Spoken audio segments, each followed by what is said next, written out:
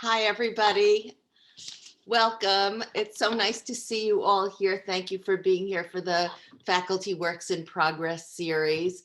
The Faculty Works in Progress is a program jointly sponsored by the Humanities Center and the Dean of the College of Social Sciences and Humanities, the Dean's Office. We're very pleased to be able to showcase the works of our colleagues in this program. I'm Lori Lefkowitz. I direct the Humanities Center. I see Uta is among us. Uta, do you want to say hello? It's very nice, Laurie, to hear your introduction, and I'm glad to see that a number of our colleagues are making time to hear from this year's Fellows of the Humanities Center, because I think we all know it's this most unusual semester and continues to be a most unusual time. So thanks to the Fellows, thanks to the Humanities Center, and thanks to all the colleagues who are here for what I'm sure is going to be a vibrant conversation. Laurie, over to you. Thank you, Uta, and thank you for your welcome. I just wanted to let everybody know that this year's theme for the Faculty Fellowship Program in the Humanities Center is Disruption and Displacement. The fellowship program is the signature program of the Humanities Center. It's a wonderful opportunity for up to 6 colleagues in the in our college and colleagues from other colleges as well, 2 very special graduate students every year to have a course release and workshop their work in progress. So today you'll get a taste of what that program is like. You will hear from, this is the first of 3 such presentations when we will hear at each of these occasions briefly from 3 of the fellows. Who will talk both about the project that they're working on this year in the context of the fellowship group, and say a little bit about, in the second part of the program, what it's like to be part of this fellowship program.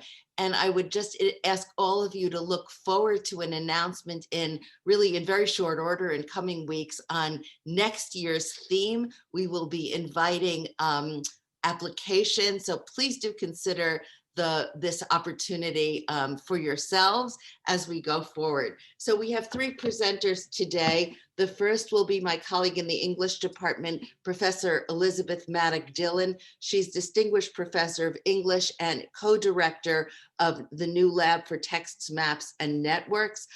Her project, which is really fascinating, is called Geographies of Reproduction, Gender and Racial Capitalism in the Atlantic World.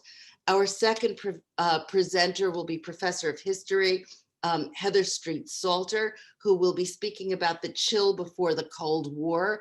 Her project is about the Newlands Affair. It's history, but it reads like a spy drama. It is so compelling and fascinating. I can't wait to read the full book.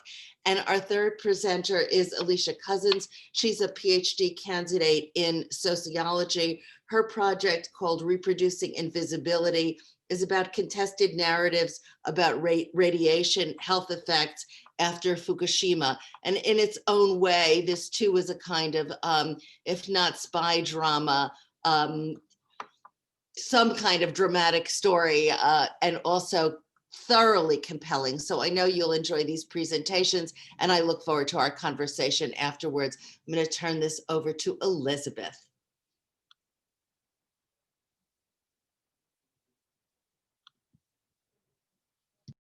Elizabeth, you're muted. Okay. I am, can you hear me now? Yeah, okay. So I'm going to share my screen. Here we go with my slides. Let me just first say thank you so much to Lori and to the other members of the fellowship and to the college and the dean's office. It's a tremendous luxury and pleasure to have this fellowship. So I don't have a lot of time, so I'm going to launch right in.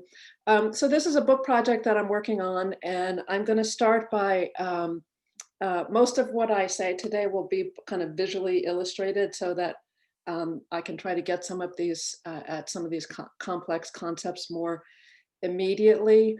But I'm going to read you a few paragraphs of overview from the outset, just to kind of launch us right into it. Okay, so and I'll start with an image just for fun. Oh, it's not letting me. Oh, there we go. Okay, so we'll start with this image.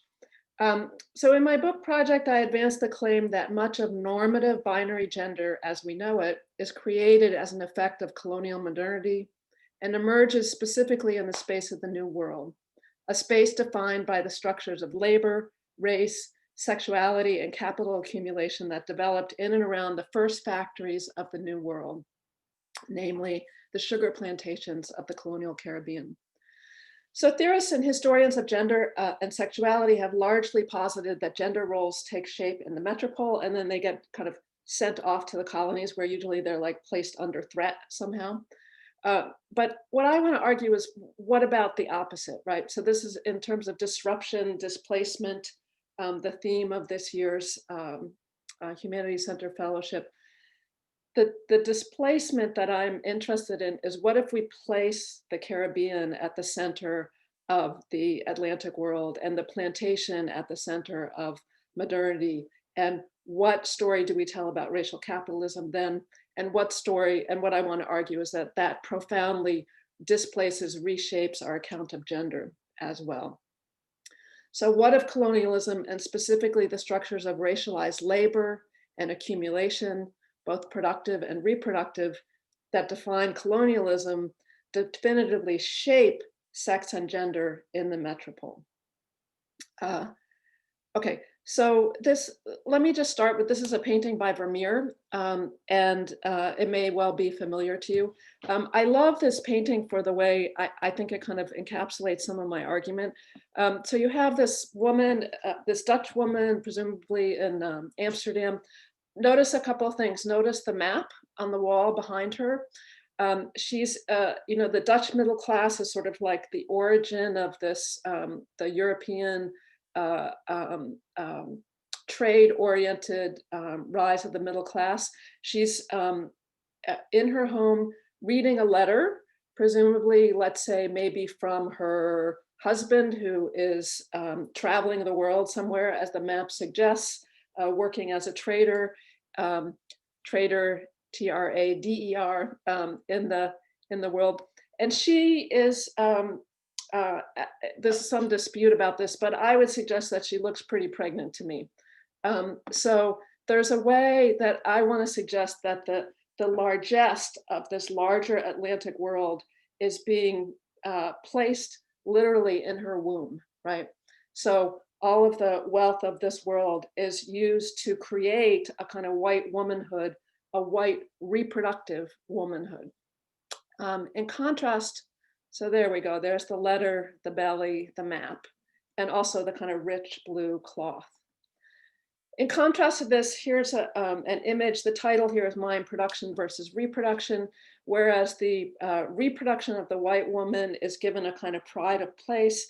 The Black woman's, the enslaved Black woman, her reproduction is discounted in favor of the labor of production. So this is an abolitionist image, but you can see clearly that this woman is being told, you may not foster your child, care for your child, feed your child, reproduce life. Instead, you need to go work in the field, right? You need to go produce sugar.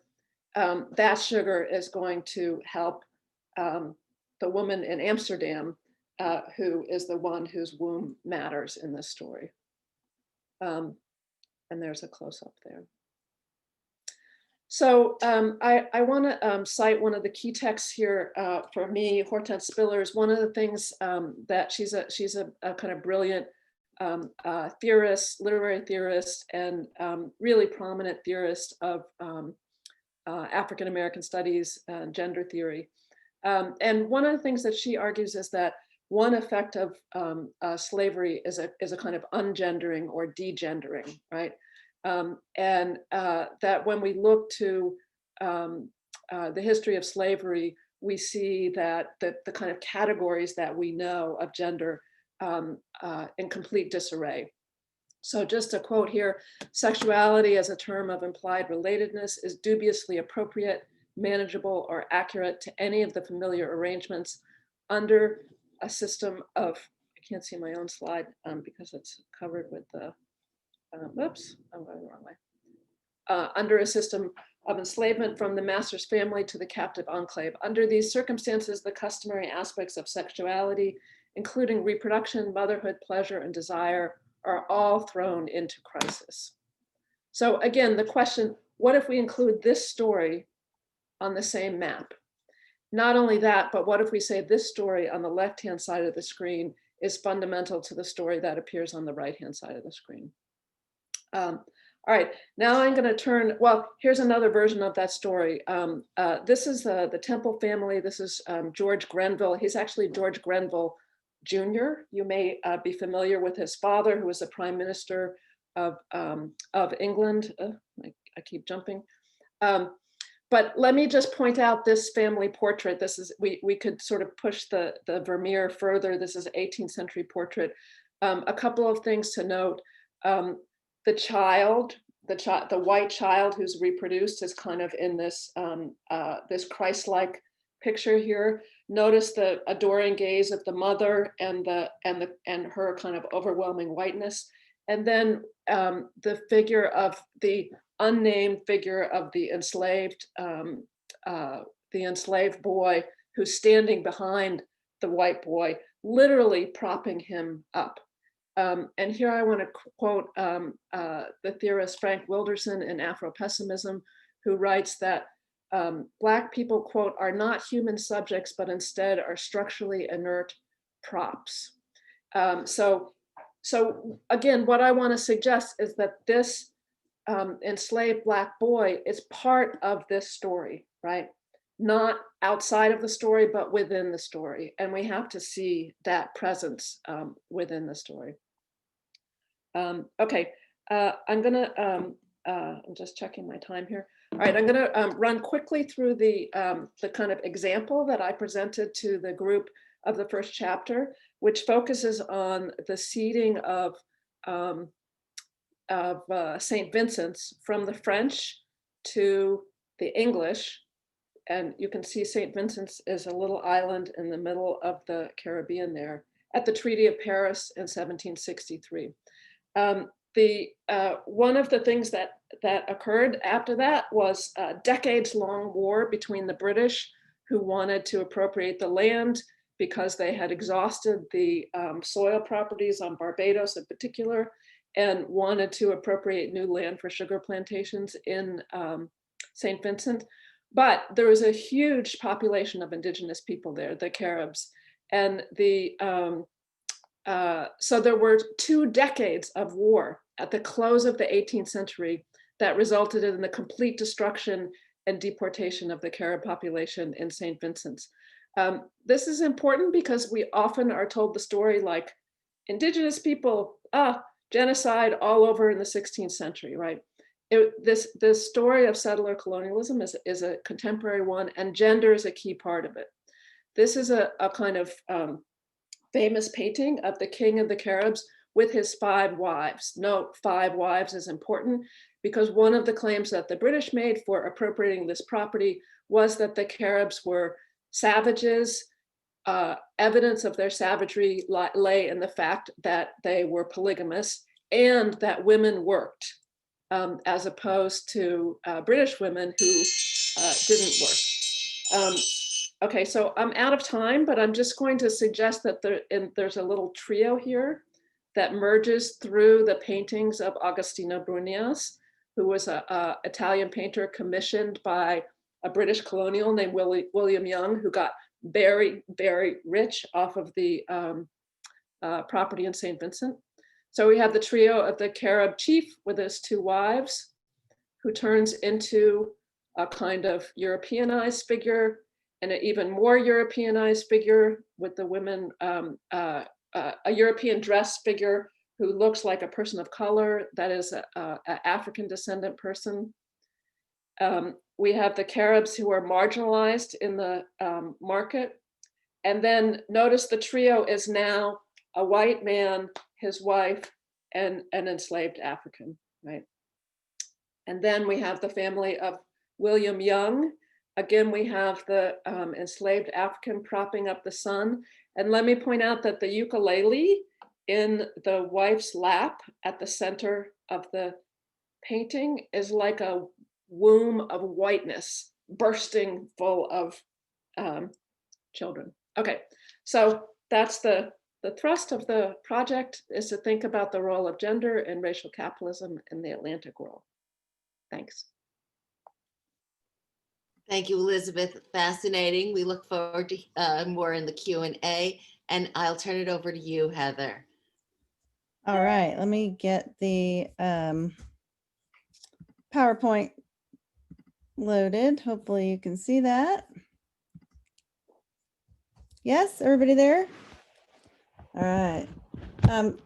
Like Elizabeth, I want to thank everybody for coming in this very strange year and very strange semester. Also, thanks to the Humanities Center and the college for giving me the opportunity to work with this great group this year. So the book that I'm working on now, this is the title, The Chill Before the Cold War. It has a long title.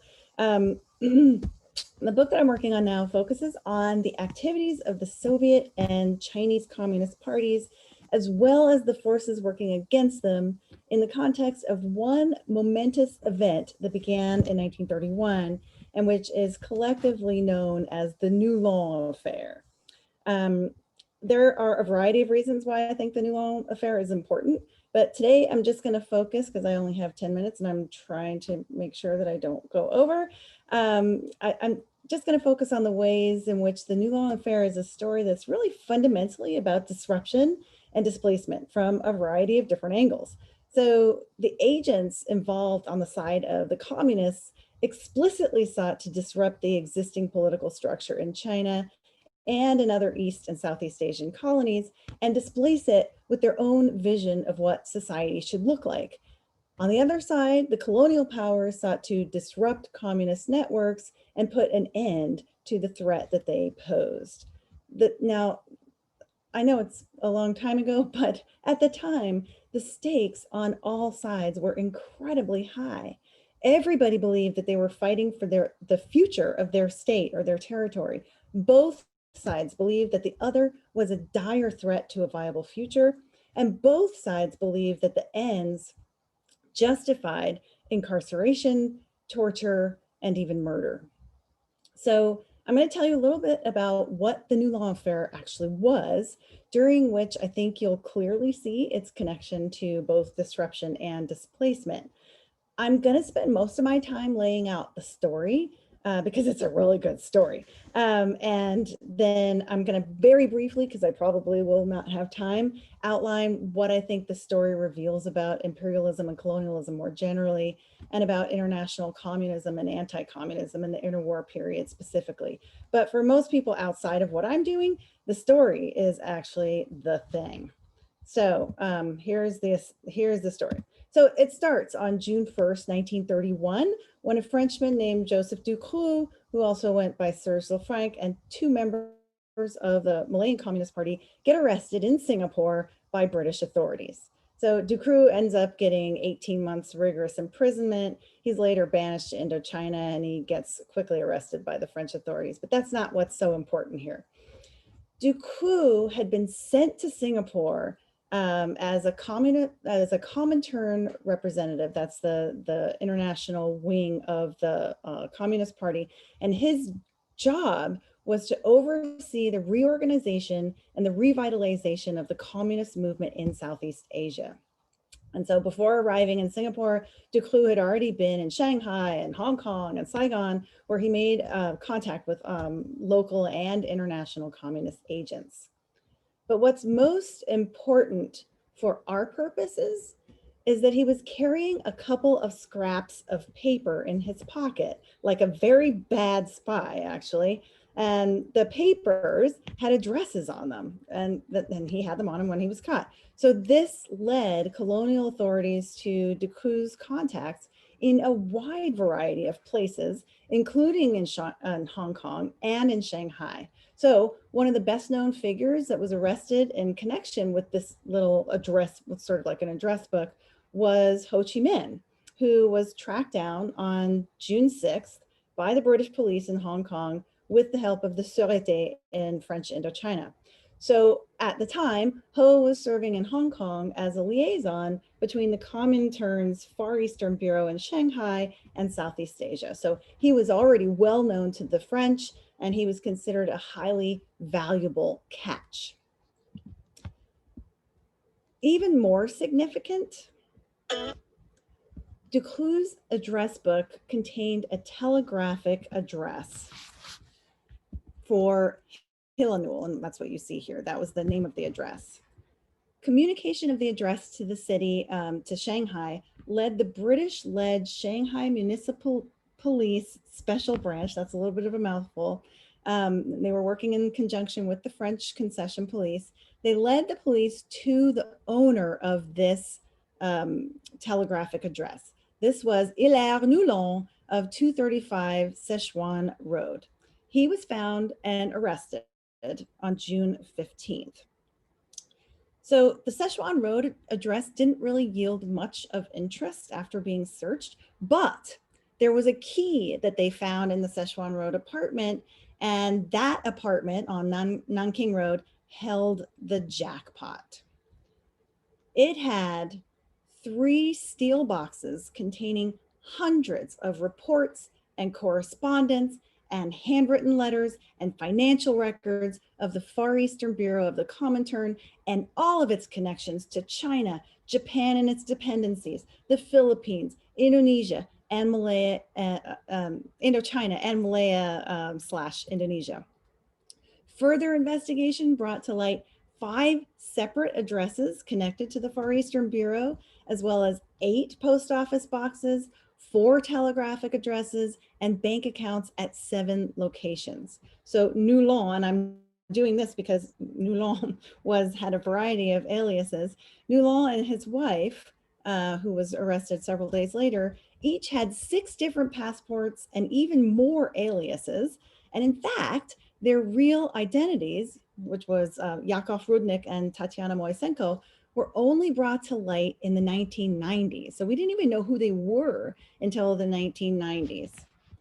Anyway, catastrophically for the FEB, for the Far Eastern Bureau, the confiscated papers contained the various pseudonyms of the many individuals that it employed around East and Southeast Asia. It had payroll documents indicating agents who were working in the Chinese government or in European police organizations. And it had the key to decoding enciphered documents. So, I mean, you couldn't have asked for more from an arrest. So the British authorities made a ton of arrests after the Noulon were arrested themselves. They had 95 raids, 276 more communists were arrested.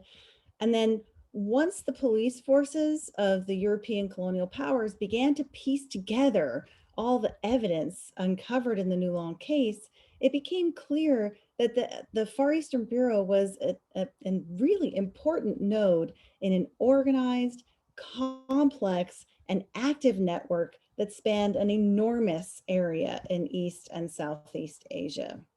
One of the things that happened as a result of this bust was that it really demolished the networks of the Communist Party. It didn't end Comintern and communist activity in East and Southeast Asia, but it really didn't recover until after World War II, provided a different political landscape. And I just want to show you, this is Hilaire and Marie Noulon as one of their aliases. Now, it's not a stretch to say that this bust was a huge deal at the time. The arrests and the subsequent trial of the Noulon in a Chinese court were reported in newspapers all over the world, including in China itself, France, Britain, Singapore, Java, the United States, just to name a few. Communists and left-leaning organizations and individuals around the world launched an international campaign to release the couple who had been sentenced to death originally and then commuted to life in prison. Willy Munzenberg and the League Against Imperialism portrayed them as legitimate workers who were framed. Luminaries like Albert Einstein, Madame Sun Yat-sen, Clara Zetkin, and Henri Barbusse lent all of their authority to petitions demanding the release of these two from Chinese prisons. Just to tell you the end of the story super quick, Monsieur and Madame Dillon ended up getting released from prison. They stayed in prison for a long time. They got released just as the Japanese were invading in 1937, after which they apparently made their way back to the Soviet Union. It wasn't until the 1960s that their son revealed their real names, 1990s, that their son revealed their real names and their countries of origins. Now, I'll just say that in spite of the fact that this is really a fascinating story, hardly anyone has ever written about it. There's like 4 articles. One of them is by me.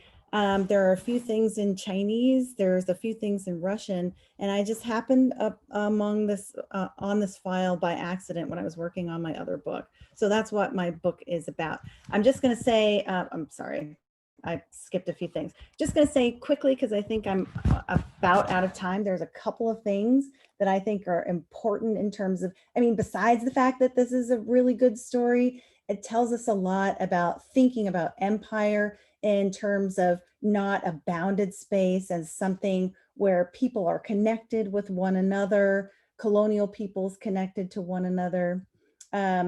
I want to use this story to push back the origins of the Cold War.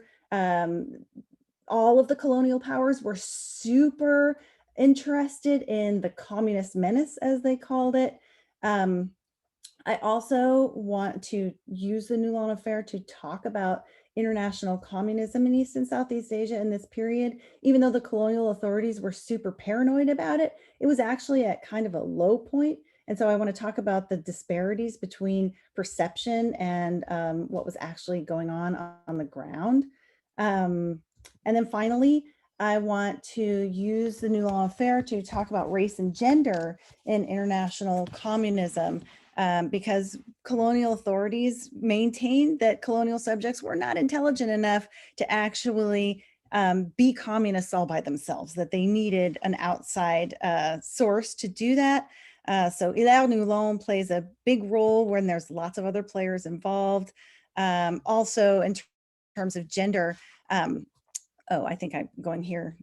In terms of gender, nobody paid any attention to Madame Dillon, even though she was absolutely central to everything and the way that everything worked. So I think it is not just a great story, but it also is a way to explore transnational and global connections and empire and international communism in the interwar period. So I almost made it in terms of 10 minutes. And I'm going to turn it over now to Alicia. Oh, and I'm also going to stop sharing my screen. Right. Thank you. Okay, so I'm just going to go ahead and share my screen.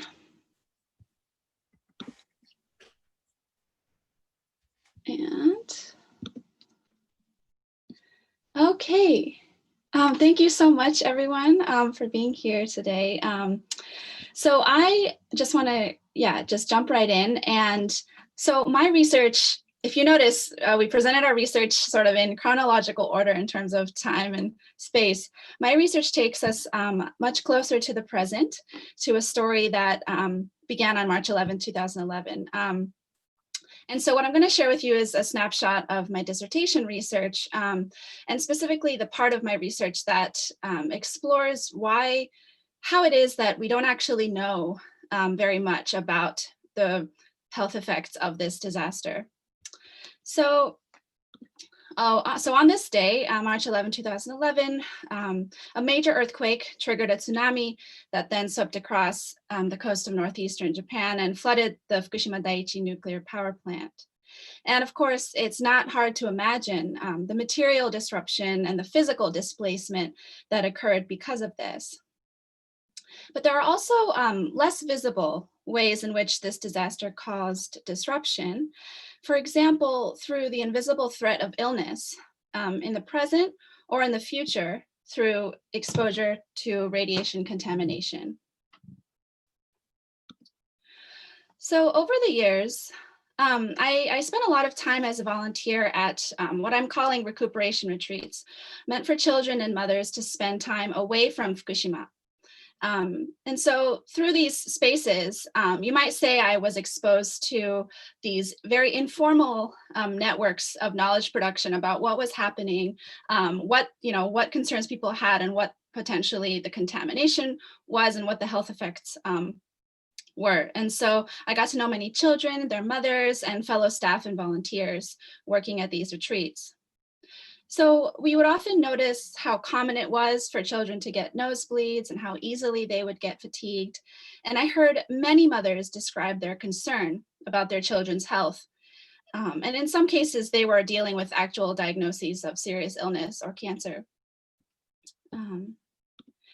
These mothers felt as though the overwhelming amount of work and responsibility associated with radiation risk management had been placed completely onto them. But they also talked about having to make sure not to appear too concerned, otherwise they'd be labeled as disruptive or hysterical. So they consistently described, right, how taboo these topics were. They felt as though their concerns about health were completely erased from legitimate public conversation, and that there was no longer any space for anything except for stories of national resilience and recovery. But that leaves us with the question, right? And a lot of people have this question, well, so what were the health impacts of this disaster? It's been almost 10 years, right? Surely we know something concrete. But as it turns out, this question is a site of major contestation and reveals a power struggle involving government, nuclear industry, and international regulatory actors. It provides an example of how the nuclear industry uses various tactics in coordination with the government in order to solidify its power and control. And the story I'm about to kind of very quickly describe to you also shows how science, it's an example of how science doesn't always add clarity to environmental controversies. So the official answer to this question, that is the answer provided by the government, is that while there have been some real psychological health impacts like stress, anxiety, and depression, there have been no biological health impacts among the general public, and that there likely will not be any in the future. But as you might suspect, it's really not that simple or straightforward. One of the main arguments that I make in my current project is that formal scientific inquiry in response to this question has been designed in such a way that deliberately keeps us from knowing the full answer to this question. In other words, to reproduce the invisibility of an already invisible hazard, that is radiation contamination. Science has been compromised by government and corporate interests in such a way that protects the myth of safety of nuclear power and the survival of the nuclear industry in Japan. And as a result, nuclear risk continues to be displaced onto the public. So how did I get to this conclusion? I focused my attention on the one biological health impact that we do know something about, childhood thyroid cancer, and the way that story is being told. So in short, more than 200 cases have been detected so far, even though the baseline rate that we would expect in a population of this size is understood to be only about 3 to 4 cases.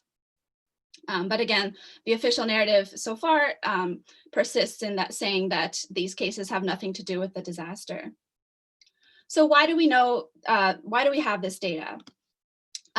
We have data on childhood thyroid cancer because of the Fukushima Prefectural Health Management Survey, which was started 7 months after the disaster. and it's sponsored by the Fukushima prefectural government, and it's implemented by Fukushima Medical University. So there are several ways in which this survey actually does not help us understand more about the health consequences of this disaster, and even about thyroid cancer and its relationship to the disaster. And much of this arises from the design of the survey itself. For one, there is no large-scale control group, right?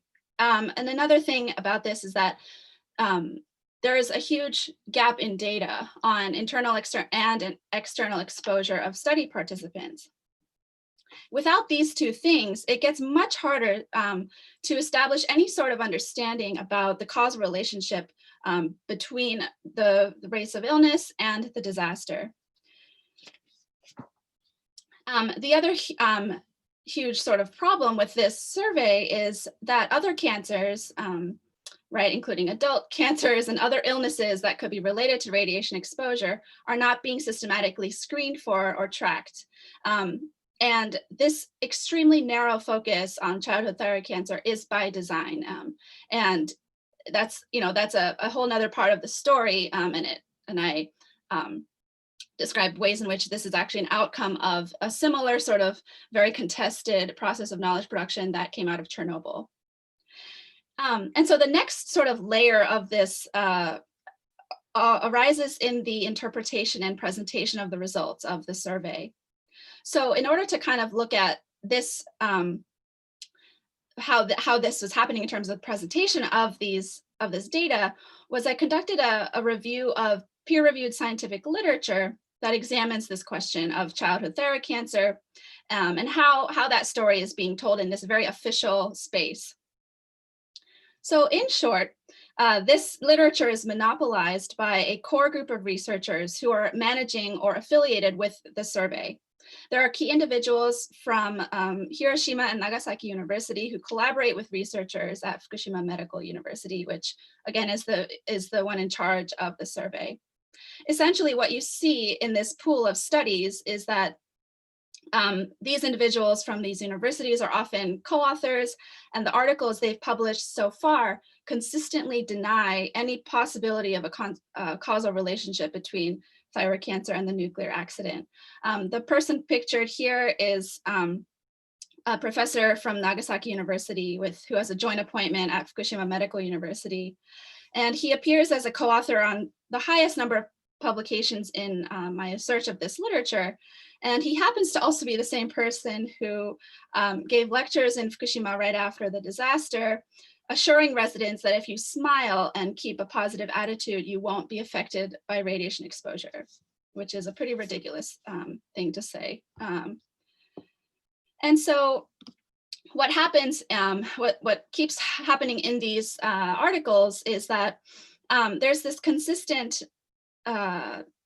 explanation where they're saying that high rates of thyroid cancer are a result of overdiagnosis or the result of screening too much with advanced technology. And there's also this normalizing of childhood thyroid cancer happening, saying that, well, actually these high rates are actually probably normal. It's just that we didn't know that before.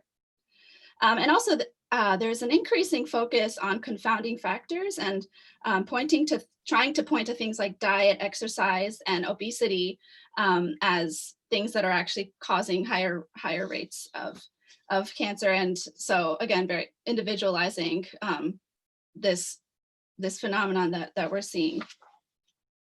It's also important to note that not all the data from the survey are publicly available. And so researchers from outside of the core group have very limited ability to fully engage in scientific debate and challenge this official narrative. So I'm just going to quickly return to some perspectives from the ground. So through my fieldwork, I never once heard the health survey being described positively, right? So no one has ever told me that they felt like they received thorough, compassionate care or information. All I ever heard about was fear, confusion, and unanswered questions. For many, the official health survey is not only inadequate in providing comprehensive health monitoring and follow-up services, but it's also very not trustworthy, right? So many interviewees and others with whom I spoke to informally admitted that the health survey made them feel like guinea pigs or that they were being experimented on. So what's at stake here, right? I think this has a lot to do, obviously, with people's current and future health. What's at stake is an entire population's ability to push for compensation and recognition. In other words, an entire population's ability to seek justice. And on the flip side, what's at stake is government accountability and the survival of the nuclear industry. And so government and industry control over this official narrative about health through the seemingly neutral language of science has allowed for the protection of this myth of nuclear safety. And very quickly, so this obviously isn't just a story about Japan. Most directly, it's intimately connected to the history of Chernobyl. So after Chernobyl, right, there was a concerted effort to obscure and deny information about health impacts. And I would argue that the way that this is playing out in Japan is not only similar to, but is also a direct consequence of the way in which the official narrative about Chernobyl was shaped. It's really no accident that we know so little about Chernobyl's health effects. And the proper research infrastructure, unfortunately, has not been set up for us to know that much about Fukushima's health effects either. I actually don't, am I out of time? I think I'm probably out of time. So I just want to end with a slightly more positive note. The other sort of part of my research looks at the more sort of, I guess, hopeful ways, positive ways in which, right, the disruption caused by this accident has really opened up this window for a huge amount of sort of activism and citizen science and environmental, activism at a scale that Japan really hadn't been seeing for a long time. So, but that's a whole nother story. So I think I'll just end there. Thank you, Alicia. You see the challenge of presenting even a small snapshot of everybody's projects in this brief space of time. But what we decided that we would do is everybody would give you a taste of their work and how it relates to the theme of displacement and disruption. And then I will ask each of our panelists in order to just say a sentence or two about the experience of presenting this work and workshopping it in the context of the Humanities Center Fellowship Program. So Elizabeth. Well, all I can say is that it's a blast. I mean, I always enjoy working with people from outside of my discipline, and I think that it really gives you new perspectives on your own work. And as you just saw from the research that Alicia and Heather presented, it's so it's really exciting to see other people's work. Oftentimes we just don't see that work and don't get to have the substantive conversations about it. So I really, really enjoyed that. And then, of course, the feedback has been tremendously valuable. I will say that there was I didn't touch on it today, but there was a big portion of the chapter that I presented that was about John Locke's involvement in in purchasing land in St. Vincent and trying to get rich off of it, and his involvement in the Caribbean trade. And it was sort of funny to see the disciplinary reactions of some people saying, like, what's all this John Locke stuff? And other people saying, oh my God, John Locke. So it is really fascinating to see what resonates across disciplines and in different disciplines. Heather? Should I go next? Okay. Yeah, I totally agree with Elizabeth. It's a huge amount of fun. I have about a third of my book written, and my biggest question was, because I want to go the trade press route. So my biggest question was, like, does this work as a trade press and what should I do? And the feedback was just fabulous. I got so many great ideas for what needs to be foregrounded, what needs to be left alone, the order of things, just playing with it was so incredibly useful, and lots of notes, and I can't wait to actually get back to working on it. Alicia.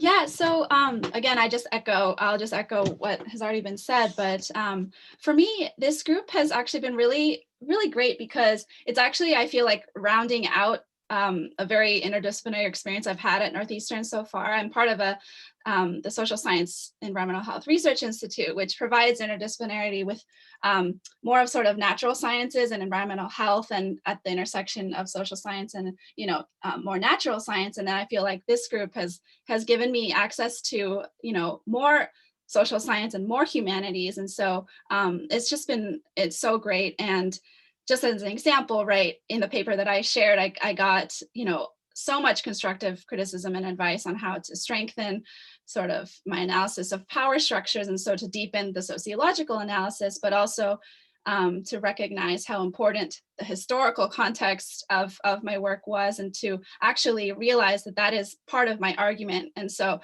that that was also really, really important for me. And then, of course, ideas on how to potentially add a quantitative focus and strengthen my argument that way. I also think it's really important to comment on sort of the overall vibe of the group. And I think, people have already touched on this, but when I think of this group, I first and foremost think of kindness and curiosity. And I don't think that's necessarily guaranteed, right, in all academic spaces. And so I've been so appreciative of that. And I think that really speaks to the tone that Lori has set for the group, which is really, really nice. And of course, as a graduate student, I of course was very anxious to share my work with a whole group of professors who I hadn't really worked with before. But I just have to say that the amount of sort of encouragement and just excitement that I got from the group was so energizing and so nice in a time that's at times been feeling really hard to stay motivated and stay on track with my work. So it's just been so valuable, and I'm really grateful.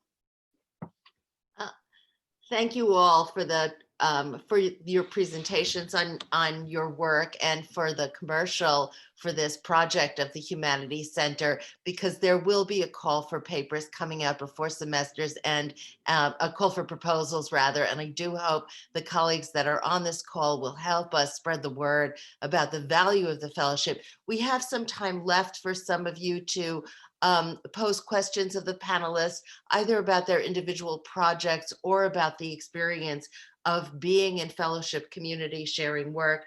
I will just notice that all three presentations today are about revising, supplementing, overturning dominant narratives propagated by people in power, and narratives that are genuinely destructive, and for which their revisions will make a major disruption in both scholarship and certainly, at least in the case of Alicia, in how people potentially are treated. The consequences to health are great. And in all three cases, there is a not insignificant implication for the treatment of women, both the I won't even say gender analysis, but it's actually about the situation of women in the dominant narratives that's being exposed by the recreations of our scholars. So, one finds these synergies and connections and anytime you're in conversation with other colleagues, there are always interesting points of connection, I think, that draw attention to important aspects of the work. So I don't see any raised hands, but I hope some of you in just the few minutes that we have left, less than 10 minutes, would want to ask questions of our presenters. Is there an RTS in the chat? Uta, yes. All right. Sorry, I was trying to use the chat, but technology is challenging. I'm wondering whether each of the presenters would actually want to say a few words about the avenues for dissemination of your findings that you are imagining, because I'm quite struck by how well, first of all, Elizabeth, in your case, I'm struck by the multiple types of sources that, as historians would say, the multiple kinds of texts, and just how important the visual is indeed to the analysis that you presented here today. And of course, we are all aware that you are also the co-director of NULAB and also co-director of the Early Caribbean Digital Archive. So I'm curious, I think, from each of you to hear about what avenues for distributing the findings of your work you are imagining, and whether those are multiple, and how you're thinking about the digital world in that context as well. And Alicia, I'm also really curious about your work in that context, because obviously you're very, I think it's fascinating what you are telling us, and what you ended with is, I think, also so resonant, that that the difficulty of getting to data and conclusions in Japan is part of a very much an international story of the difficulty of analyzing and distributing analyses of the dangers that come with nuclear power. And of course, as you alluded to as well, we've had environmental movements organize around this at certain moments, and then it seems to go away again. In any case, I just thought this might be a question where each of you would have some thoughts, while recognizing that you are all obviously working in different genres to a certain degree as well, and fields. Thanks. Why don't you take the question in the same order, Elizabeth? Sure. Thank you, Uta. That's a great question. I am a literary scholar, and the materials that I presented to you, a lot of them were very visual, and it's not an accident. It wasn't just a convenience. I think that one of the things that I've discovered working in the Atlantic world, when you want to think about telling a story that is the history of indigenous people, of African people, African diasporic people, and of Europeans in the Atlantic world, it turns out that the kind of history of print is very limiting. And the reason for that is, well, it was a capital crime if you were a slave person to read or write. And there was also the Native American, many tribes did not have written languages, or their written languages are not being produced in print. So what do you do, right? How do you tell these stories that are not part of the European technology of storytelling, right? And I think one answer to that is to turn to, for me, has been turning to performance history, turning to material history. I have a chapter that's about striped cloth and fashion in the book, and turning to, and print has a material history, and turning to visual history. And then, of course, you need to read those materials. The Brunias is an Italian painter who's working for a white colonial official. So, he's telling the story in a certain way, but there are new stories that can emerge that are different than the ones that come from print. And, as you suggest in your question, Uta, the digital publication dissemination, as we are doing right now, gives a much, in some ways, a much greater scope to those multiple media and ways of telling these stories from the 18th century. Yeah, and I guess I would answer that I am, as I suggested in my presentation, I'm going for a trade press audience. And I've never done it before, so I was pretty nervous about it. I'm very comfortable talking to other historians and other academics. And so, but this story, I think, will, if I get the right agent, which makes me just shudder to think about. But that there is an entire process that I'm learning about how to do the trade avenue, but that is what I'm looking at, because I think that I would like this to be more than just a story that other historians know. I think it can get at some of the things that I really feel passionate about, but through the lens of a really good story. Heather's text begins with the 60 some odd year old son of this family who had been abandoned to orphanages, revealing his identity that he'd kept secret for many decades. It's perfect for a trade press. Alicia? Yeah, so I guess, yeah, thinking beyond sort of the normal academic journal article venues. So this group actually really encouraged me to kind of think again about how this story could be told through, again, a venue for more of a public audience, like through an op-ed. So it was really sort of nice and exciting to hear multiple people say like, well, this reads like a story that like a really much bigger audience could be really, really interested in. And so I'm kind of energized to think about that. And I think that it's really important, especially, to be writing something in English as well, because people in Japan actually often tell me that they feel like international audiences care more about this than the general public in Japan. People in Fukushima feel like, the rest of Japan is sort of forgotten and doesn't care anymore, but like shining a spotlight on this issue continually from an international perspective, or in sort of English medium venues, it seems really valuable. And the other thing that I have sort of as a potential project, I somehow want to make these peer-reviewed journal articles, these scientific articles I'm looking at, like, I just somehow want to also sometime figure out how I could make those make those more visible as well, because they're all sort of hidden behind often paywall, journal article paywalls, and they're just totally hidden. But then there's like all this stuff happening that's like really concerning in these very sort of official journal article spaces. So yeah, that's a potential project also that I have been thinking about. But yeah, I mean, when Alicia described to us the gaslighting of mothers, Elizabeth almost instantly said, I can see this as an article in the New York Times Sunday magazine, and we all agreed. So I think that for career purposes, it might be useful for Alicia to do the journal articles, but we really encouraged her to get this information out into the popular press. I see one question. I think we have two questions.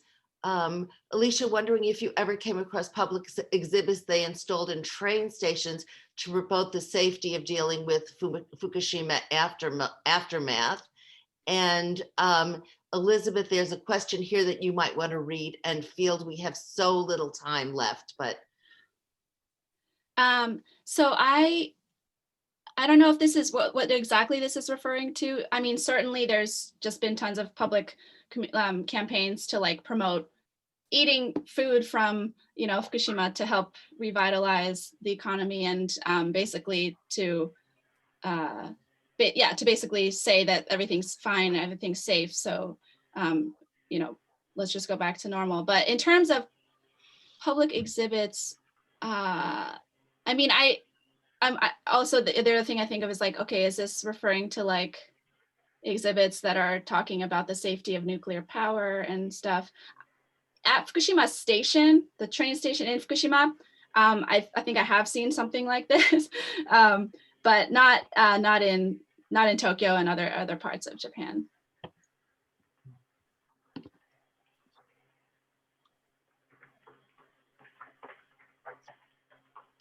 We are slightly over time, everyone, and I don't want to keep you longer. Elizabeth, I will leave the comment for you to consider and perhaps respond to independently offline.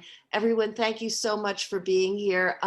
please, all of you, and especially to the fellowship group, please look forward to more of these occasions when you will get to have a little brief glimpse at what we do in our fellowship setting. And also please look forward to the call for proposals for next year. Share it with your colleagues. And I encourage all of you to consider how your research might fit into the theme that we develop, which is forthcoming this week. You know, and I thank everybody for their participation in this, both today's Faculty Works in Progress, but in the program, which is really very exciting. It's what one imagines you get to do when you're a professor, that is interdisciplinary research and learning from one's colleagues. It's great fun. Thank you all, and thank you especially to our presenters. Thank you. Thank you. Thanks.